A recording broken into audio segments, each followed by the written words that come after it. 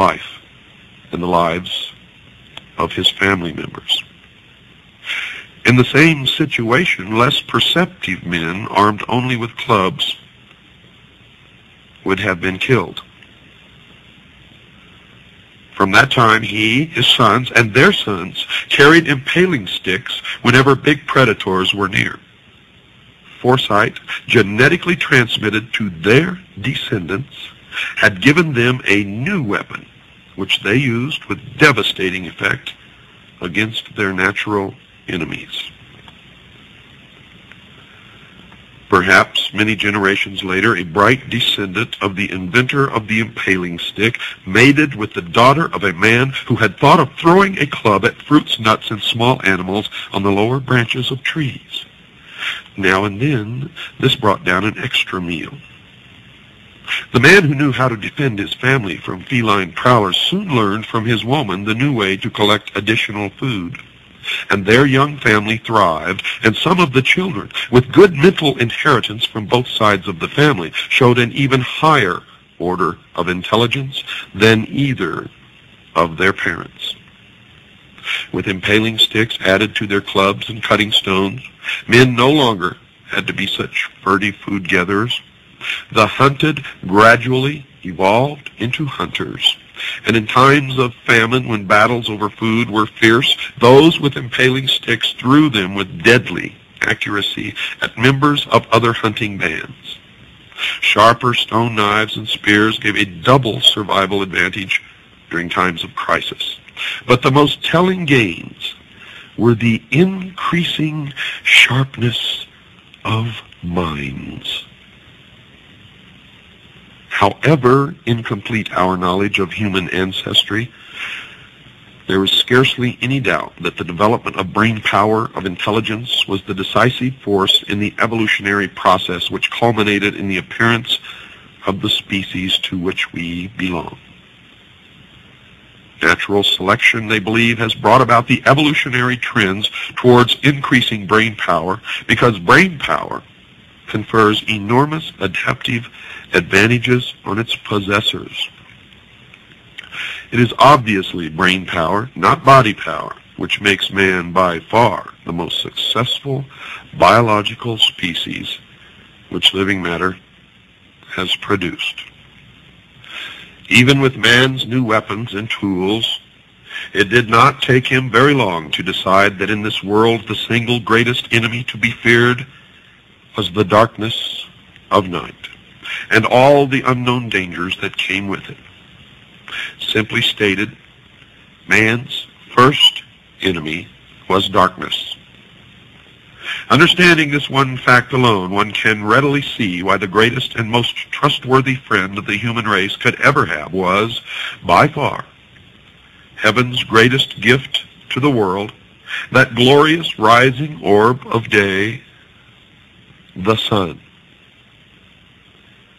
And with this simple truth understood, we can now begin to unravel the most ancient and still the most successful religion upon the face of this earth.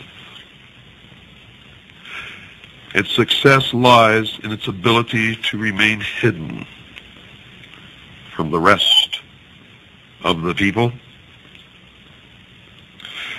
But first, let me assure you folks that no people of the ancient world believed the sun to be God. In point of fact, every ancient culture and nation on earth have all used the sun as the most logically appropriate symbol to represent the glory of the unseen creator of the heavens. In the Old Testament it says, quote, "The heavens are declaring the glory of God," unquote. That's in Psalms 19, verse 1. In the Old Testament, quote, "The Sun of Righteousness will arise," unquote. Malachi chapter 4, verse 2. The ancient peoples reasoned that no one on earth could ever lay claim of ownership to the great orb of day. It must belong to the unseen creator of the universe. It became, figuratively speaking, not man's, but God's sun. Truly, God's sun was the light of the world. As I stated before, folks, in the dark cold of night, man realized his utter vulnerability to the elements. Each night, mankind was forced to wait for the rising of the sun to chase away the physical and mental insecurity brought on by the darkness. Therefore, the morning sun focused man's attention on heavenly dependence for his frail, short existence on earth, and in doing so, it became the appropriate symbol of divine benevolence from heaven. For without the sun there was no light, there was no warmth, and nothing could grow or live upon the face of this earth. So just as a small fire brought limited light into man's own little world of darkness, likewise the great fire of day served the whole earth with its heavenly presence. For this reason it was said that the God of the Bible was a consuming fire in heaven. And so he was. It was accepted by all that man was bound to a life on earth, but the sky was the abode of God's Son. He resided up there in heaven. Ancient man saw in his male offspring his own image and likeness, and his own existence as a father was proved by the person of his Son. It was assumed that God's Son was but a visible representative of the unseen Creator in heaven. So it was said, quote, when you have seen the Son, you have seen the Father, unquote. Said another way, quote, the Father is glorified in his Son, unquote. Ancient man, even with his limited intelligence at that time, had no problem understanding that all life on earth depended directly on life-giving energy from the sun. Consequently, all life was lost without the sun. It followed that God's Son was nothing less than man's Savior. Since energy from the sun gave life, and we sustained our very existence by taking energy in from our food, which came directly from God's Son, the Son must give up its life, supporting energy, so that we may continue to live. God's Son must give his life for us to live. Now, I know that if you are intelligent out there listening, you are making some connections here.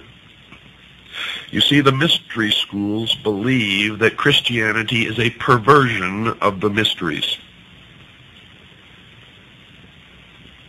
While it was plainly true that our life came from and was sustained each day by our Savior, God's Son, it was and would be true only as long as the sun would return each morning. And our hope of salvation would be secure only in a risen Savior.